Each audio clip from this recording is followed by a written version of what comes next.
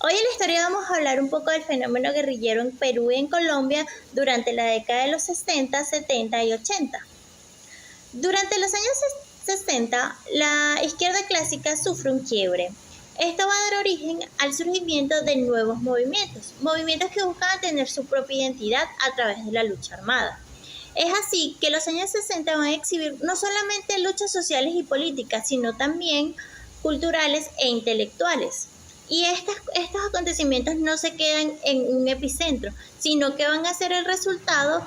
de la interacción entre el centro y la periferia, puesto que las manifestaciones en contra de la guerra de Vietnam, los procesos de la Revolución Cubana y las protestas estudiantiles en México van a dar origen al sueño revolucionario. Esto afectará profundamente a América Latina tras la aparición de una nueva izquierda, una izquierda, si bien marxista heterodoxa, pero con aires más liberales y abiertos a los partidos comunistas clásicos. Esto y las políticas neocoloniales de Estados Unidos va a ser el impulso para que en América Latina se formen las guerrillas, estos grupos que buscan una reivindicación social a través de las armas, de la lucha violenta y de las revoluciones. Y es que si nos vamos a un marco más general, América Latina siempre ha estado a la sombra de la violencia. Desde su lucha en el siglo XIX por alcanzar la independencia de la Europa colonial y luego su lucha por alcanzar la independencia económica de las políticas neocoloniales de Estados Unidos, va a surgir como respuesta a la liberación nacional las guerrillas, que tendrán mayor impacto y auge desde los años 60 hasta finales de los 80. Es importante resaltar que estos movimientos guerrilleros son desarrollados y percibidos durante la etapa de extensión de la Guerra Fría, lo que tuvo mayor impacto y reclamos a procesos de democratización con impactos sociales en América Latina. En la década de los 80, en estos grupos guerrilleros y en general la sociedad sufre grandes represiones,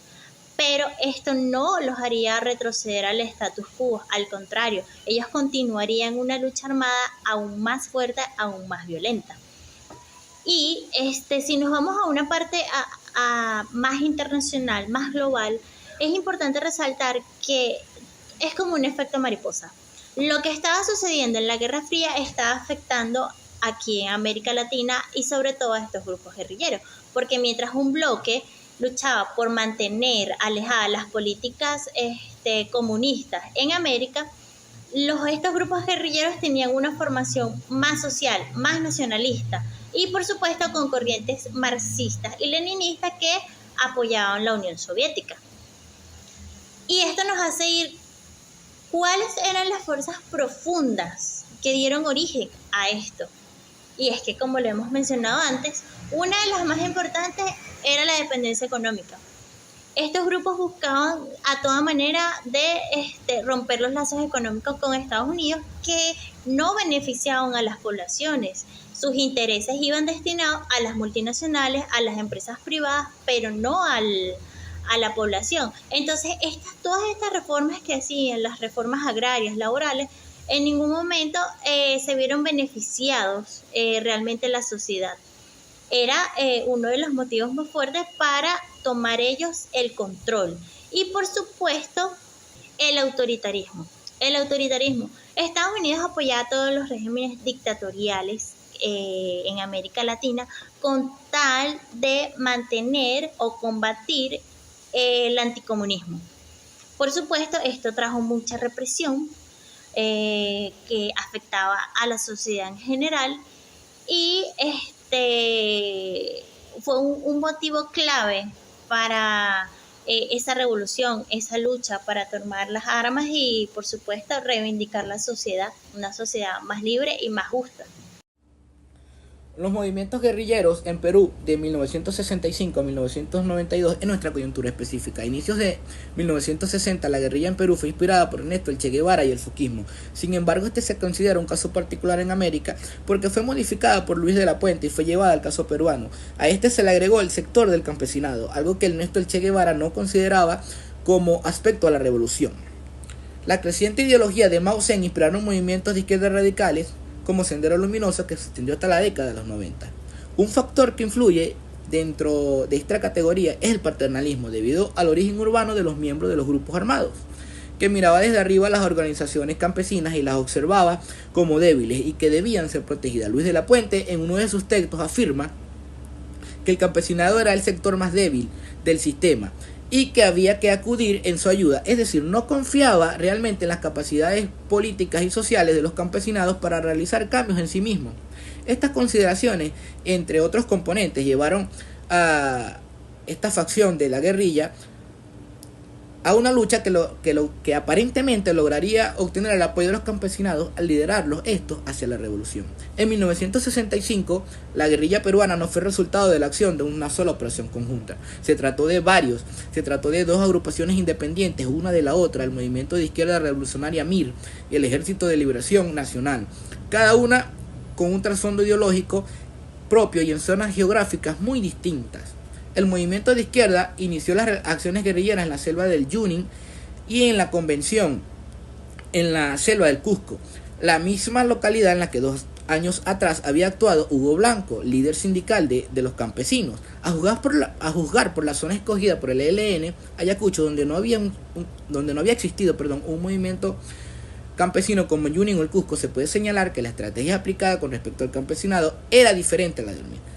MIR. A pesar del tiempo, la incapacidad del gobierno de Belando Terry para reformar la estructura social y política de Perú y la aparición de una nueva ideología reformista en el alto mando militar nos lleva a otro factor, que es el golpe de Estado del 3 de octubre de 1968. Este golpe daba un cambio de luz al país debido a las reformas sociales y económicas promovidas por el gobierno. Sin embargo, la realidad fue que estos cambios llevaron a la continua desestabilización política del país, dando paso a la toma de acciones de los grupos de izquierda como Sendero Luminoso. El gobierno de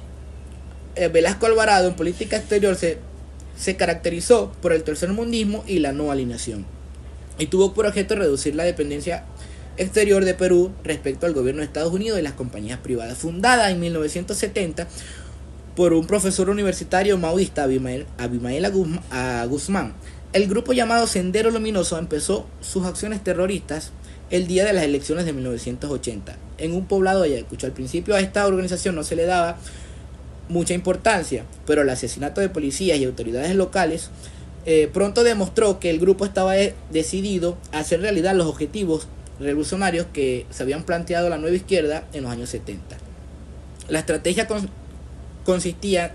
en provocar un golpe que eliminase las instituciones de participación democrática. Los movimientos guerrilleros en Colombia es una de nuestras coyunturas que se desarrolla desde 1960, cobrando su auge en la década de los 80 debido a la violencia originada por el narcotráfico, grupos paramilitares, el ala militar del gobierno y la guerrilla. Estos grupos guerrilleros se consolidan debido a la naturaleza restrictiva del gobierno en coalición entre liberales y conservadores a partir de 1958 y a la debilidad democrática de la izquierda, generando de este modo injusticia social en zonas rurales debido al olvido de los temas agrícolas, por lo que los campesinos son impulsados a unirse a grupos guerrilleros tales como la Fuerza Armada Revolucionaria de Colombia, fundados en 1964 con influencia en el marxismo-leninismo, buscando crear un Estado socialista colombiano, el Ejército de Liberación Nacional, inspirados por el marxismo con elementos nacionalistas y de religión, el movimiento del 19 de abril, surgido en 1970, con eje urbano caracterizado por su enfoque nacionalista y popular, utilizando métodos como el secuestro y el asalto,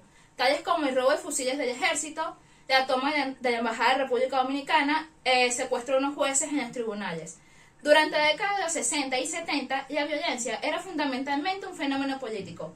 lo que hace que los grupos guerrilleros colombianos obtengan aceptación de la mayoría de la población, específicamente de los campesinos marginados. Pero, para el decenio de los 80, esta aceptación se vio reducida, porque la sociedad y la comunidad internacional sentían que la guerrilla había perdido su enfoque democrático y estaba colocando su interés en el desarrollo económico del narcotráfico. Por lo tanto, un factor a tomar en cuenta son las reformas con enfoque en temas agrarios de Lleras Restrepo,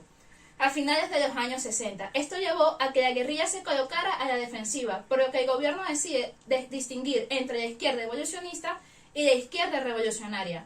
Esto lo hizo presionando a Moscú para que ejerciera su influencia para cortar vínculos entre el Partido Comunista y la guerrilla. Esta situación fue llevando a que para finales de los 60 los conflictos entre la guerrilla y gobierno se intensificaran, siendo así que algunas de las organizaciones guerrilleras cometían abusos contra la sociedad y se promovía la opinión internacional en contra de los abusos de derechos humanos que cometían los militares. Posteriormente, para finales de los 70 y en la década de los 80, vemos la amenaza del narcotráfico con la producción de la cocaína. Esto generó disputas entre cárteles, llevando a la supremacía de estos en América del Sur y Estados Unidos. El cartel, debido a sus intereses en busca de tierras para sus cultivos, instauró terror entre los hacendados tradicionales y en ciudades por medio del grupo de asesinos profesionales Muertas Secuestradores, fundado en 1981, con el propósito de exterminar a secuestradores y guerrilleros. Además de los grupos privados, se tienen los grupos de derecha, tales como el Escuadrón de la Muerte, que actúan en contra de los guerrilleros. De este modo es que logramos ver los distintos enfrentamientos entre paramilitares, narcotraficantes, guerrilleros y el ala militar del gobierno, provocando un incremento de la violencia con un impacto en la violación de los derechos humanos en la sociedad colombiana, promoviendo así el intento de negociaciones entre la guerrilla y el gobierno, que permanecen hasta la actualidad, dándoles de este modo el estatus de actor internacional a las guerrillas. El fenómeno guerrillero llevó a que los gobiernos instauraran políticas más nacionales y cierta igualdad para los ciudadanos, sobre todo por el cambio en las zonas rurales o leyes que afectaban a los campesinos. El fenómeno guerrillero en Perú y en Colombia entre las décadas de los 60 y los 80 hay que entender que se inscribe en un contexto regional de agitación social y política donde la lucha armada se convirtió en una de las respuestas a las profundas desigualdades y a la represión estatal. En Colombia, en la década de los 60, se vio el surgimiento de la FARC, de las Fuerzas Armadas Revolucionarias de Colombia, y ya en el año 64, inspiradas previamente por la Revolución Cubana y la necesidad de una reforma agraria también. Este grupo, junto con el ELN, comenzó a consolidarse como una fuerza insurgente aprovechando el descontento social generado por la exclusión política y la pobreza. Ya en los años 70, la guerrilla colombiana se intensificó con un aumento de la violencia y la aparición de nuevos actores, como los cárteles con el narcotráfico, la insurgencia y otros grupos con el que se terminan entrelazando. Ante la respuesta de esto se adopta la política democrática de seguridad que en la década de los 80, si mal no recuerdo, bajo el gobierno de Julio César Turbay, pues se buscó combatir la insurgencia a través de la militarización, lo que resultó en un incremento de las violaciones a los derechos humanos y una creciente presión internacional sobre el gobierno colombiano. Pues en el caso peruano la situación era igualmente tensa. Ya la década de los 60 estuvo marcada por una implementación de reformas de todo tipo, agrarias eran uno de los puntos particulares, bajo el gobierno de Juan Velasco Alvarado, que buscaban redistribuir la tierra. También esto generó cierto descontento social y político, aunado de otro tipo de reformas, la privatización de empresas, por ejemplo, o la red. Hay que tener en cuenta que ya para los años 80, en el caso de Perú, con Sendero Luminoso emergió como un grupo radical que utilizaba tácticas violentas, que pues eran para alcanzar sus objetivos, lo que llevó a un ciclo de violencia extrema que dejó a miles de personas heridas, muertos. La respuesta del Estado peruano en esta situación fue igualmente progresiva, con una especie o un enfoque militarizado que buscaba desmantelar pues la insurgencia, resultando en un alto costo humanitario que a lo largo de las décadas pues ambos países, tanto Colombia como Perú, experimentaron este fenómeno de la guerrilla que se extendió por toda Latinoamérica. Hay que recalcar también eso, que no solo reflejaba las luchas internas, sino que también se enmarcaban dentro de un contexto latinoamericano más amplio, donde la guerrilla se convirtió en un símbolo, sí, de resistencia contra esas otras o esas fuerzas profundas imperantes que eran el imperialismo y la opresión. Entonces la influencia de la Guerra Fría también se hizo sentir con Estados Unidos, que apoyaban a gobiernos en su lucha contra el comunismo, lo que complicó aún más la situación en ambos países. Ya para finales de la década de los 80, el status quo, en este caso del fenómeno guerrillero en Colombia y en Perú, pues se había caracterizado por una prolongada crisis de violencia, donde la insurgencia y el narcotráfico se habían entrelazado, creando un entorno de inestabilidad política que afectó pues la sociedad en su conjunto. Repito, un fenómeno que pues se extendió por toda Latinoamérica. Hay que también destacar el punto de que esta lucha armada había dejado un legado de sufrimiento y desplazados, personas desplazadas, y aunque algunos grupos guerrilleros se debilitaban, el conflicto continuaba, sentando las bases para los desafíos futuros de los procesos de reconciliación o de paz.